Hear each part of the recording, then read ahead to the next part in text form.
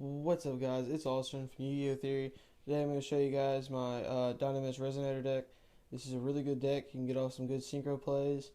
I'd say that the version I'm running right now, the deck is like the extra deck that I have can't really keep up with what this deck can do because I don't really have a whole lot of synchro monsters. So I just had to kind of get together what I had to put something together. So my extra deck could be a lot better.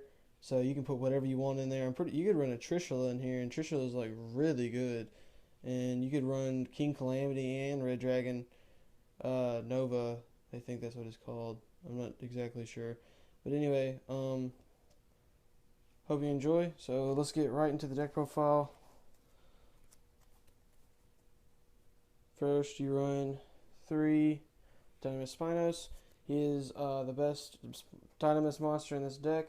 What he does is all scale 3s Dynamis protect your Dynamis monsters from getting destroyed by monster and by card effects.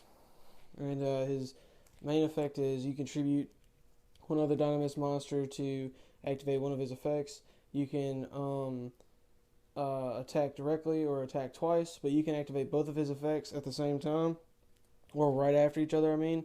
And you can do both of them, so you can attack twice directly, that's what makes him really good about him. And next, you run 3 Dinomist Rex. He's also really good. All scales of 6s prevent your Dinomist monsters from getting targeted with card effects. And what his effect is you contribute 1 Dinomist monster. He can either attack again, or you can pick 1 card. I think in your opponent's hand at random, and they have to, or on the field, or their side of the field, and shuffle it into the deck. And then he gains 100 from that. Then you run 3 Dinomist Pateran. He's your searcher. If he destroys a monster by battle, you search out a Dinomist monster from your deck. Actually, Dinomist card, I mean. And he's really good. And you run 3 Plesius. Basically, he for every Dinomist monster you control, your opponent's monsters lose 100 attack and defense. Actually, Dinomist cards, I mean. Next, you run 1 Ceratops. He can be special summoned from your hand if you control only Dinomist monsters and one of them isn't Ceratops. And then you run 1 Dinomist Brachion. What he does is if your opponent controls a monster with the highest attack, you can special summon him from your hand. And that's it with the Dinomist monsters. Let's go into the Resonators. You run 3 Red Resonator.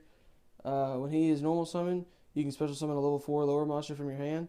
And when he's special summon, you can pick 1 monster on the field. You gain life points equals to its attack. So it's really good. You run 3 Dark Resonator. He can't be destroyed by battle, so you can like set him. If you draw kind of a brick hand with him in it, you just set it, and then wait till next turn for them to attack into it, and they can't really do anything about it. They already wasted their attack on it. Next, you run 3 Synchron Resonator.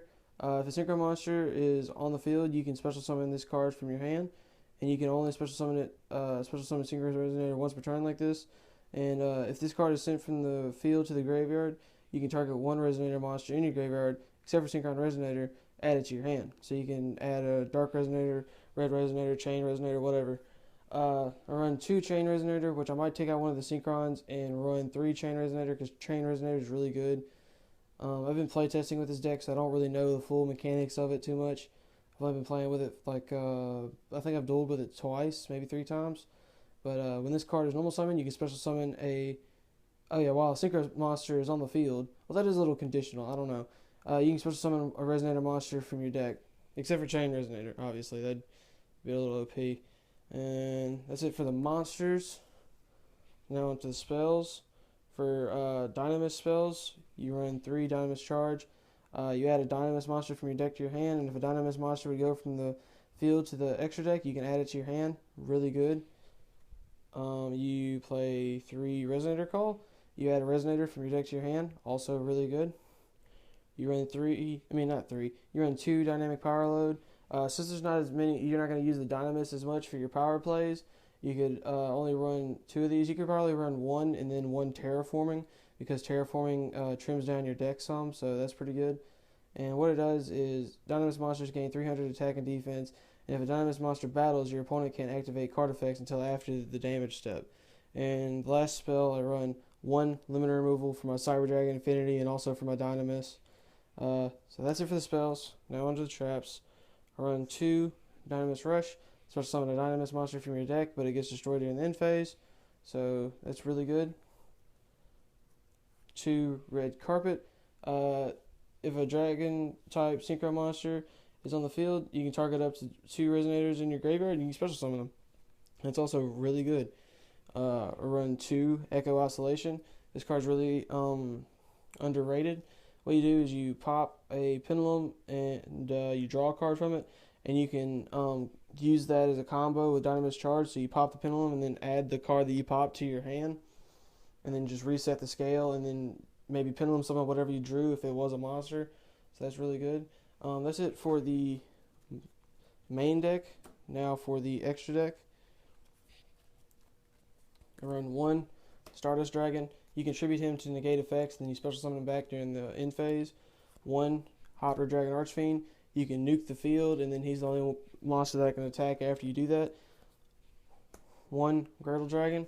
You can pop as many cards on the field for how many water type monsters you use for your Synchro Summon, which is usually going to be 1. 1 Red Dragon Archfiend. If you attack a defense position monster, you destroy all the defense position monsters that your opponent has, and then you destroy all attack position monsters that you did not attack with this turn. Sorry about that.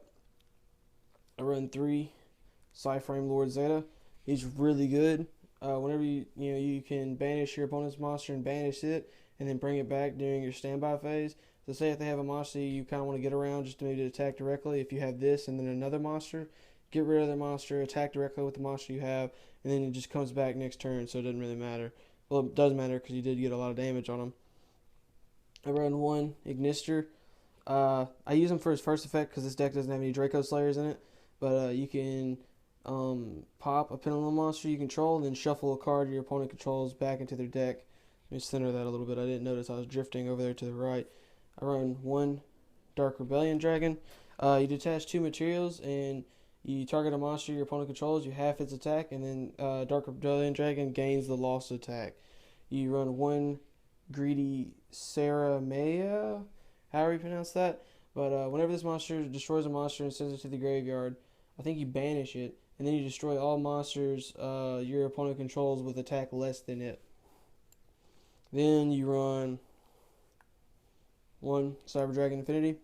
Don't know why that was before those in the deck profile, but whatever. I just put it in the extra deck listing like that. I don't know why. They're kind of mixed up.